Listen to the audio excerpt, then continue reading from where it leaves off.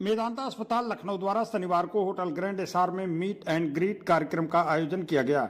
इस अवसर पर मेदांता हॉस्पिटल लखनऊ के मेडिकल डायरेक्टर और director urology kidney transplant surgery doctor Rakesh Kapoor और director nephrology and kidney transplant medicine doctor Dharmendra S Bhadauria मौजूद रहे।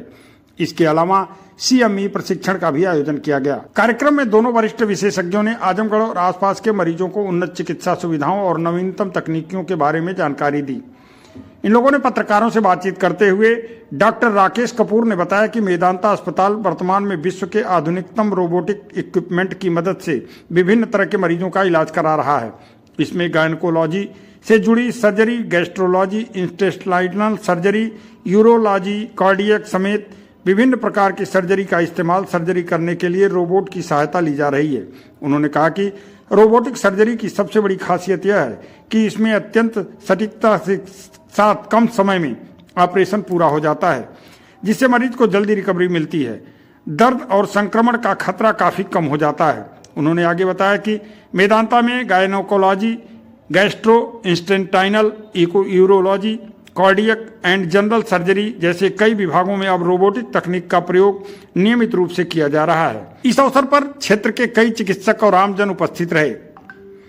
मेदांता लखनऊ की ओपीडी सेवाएं आजमगढ़ में प्रत्येक सप्ताह में निर्धारित कार्यक्रम के अनुसार चलाई जाती हैं। मेदांता का उद्देश्य है आजमगढ़ व आसपास के निवासियों को बड़े शहरों जैसी इलाज की सुविधा स्थानीय स्तर पर उपलब्ध कराना। इस मौके पर प्रोफेसर राकेश कपूर ने क्या कहा, सुनिए आप उनकी बात। कराएं, आजकल हमारे वहाँ भी इंश्योर करता हूँ और मेदांता हॉस्पिटल का हमेशा से ये सिद्धांत रहा है कि हमारे लिए हर जान अनमोल है।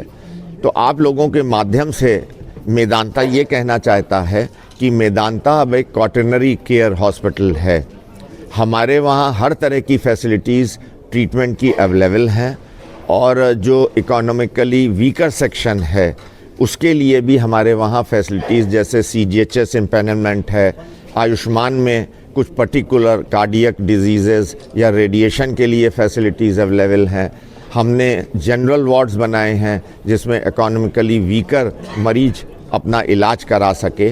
तो मेदांता अंडर वन रूफ, सबसे इम्पॉर्टेंट चीज़ होती है एक एथिकल प्रैक्टिस और एविडेंस बेस्ड प्रैक्टिस कि हम मरीज के साथ कुछ गलत ना करें।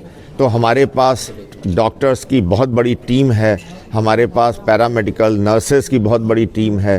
अंडर वन रूफ सब तरह की फैसिलिटीज़ अवेलेबल हैं, बच्चों से लेके बुज़ुर्ग तक।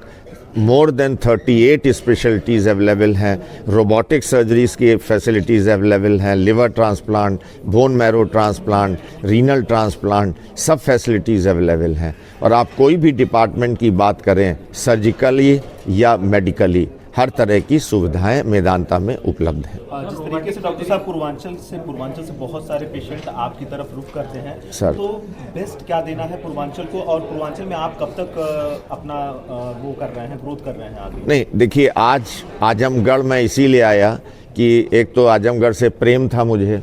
मेरे पास आजमगढ़ के हम सबके पास बहुत मरीज आते हैं क्योंकि बहुत अच्छी कनेक्टिविटी हो गई है।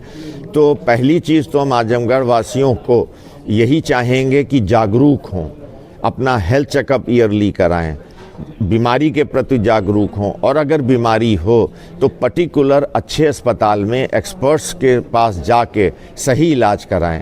क्योंकि अक्सर हम लोगों के पास ऐसा होता है कि अगर मरीज सही स्थिति में नहीं आता है, बीमारी बहुत बिगड़ जाती है तो उसका पैसा भी बहुत खर्च होता है, समय भी बहुत लगता है और कभी कभी हम उसको पूर्णतः ठीक भी नहीं कर पाते हैं। तो समय से आएँ। हाँ, नहीं, कॉस्ट में बहुत अंतर है। देखिए, रोबोटिक सर्जरी की सबसे बड़ा फ़ायदा ये है कि ये extended version of laparoscopic surgery है। इसमें 10 गुना बड़ा दिखाई देता है और जो इंस्ट्रूमेंट के मूवमेंट हैं तो वो डेक्सटेरिटी से मेरा मतलब है जैसे आप अपनी हाथ को सब एंगल्स में मोड़ सकते हैं। तो रोबोट का सबसे बड़ा फ़ायदा ये है, जिसके ऊपर मैं शाम को लेक्चर भी लेने जा रहा हूँ, इंस्ट्रूमेंट्स को हम 360 डिग्री रोटेट कर सकते हैं।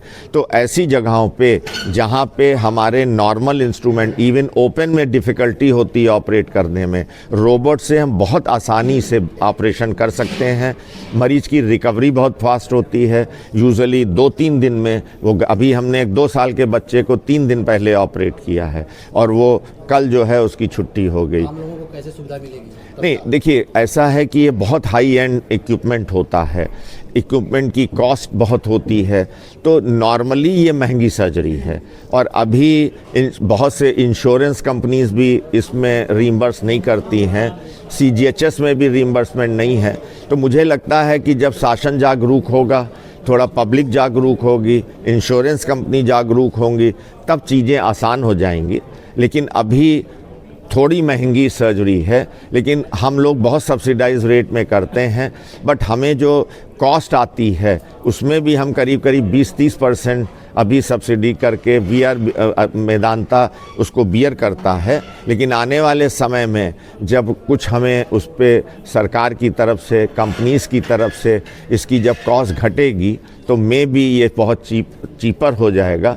लेकिन बहुत अच्छी विधि है, मरीजों को इससे बहुत फ़ायदा है। आज आप अमेरिका की बात करें तो धीरे धीरे ओपन और लेप्रोस्कोपी सर्जरी कम होती जा रही हैं, ज़्यादातर रोबोटिक सर्जरी ही होती हैं। सर, पत्रकारों के लिए क्या सुविधा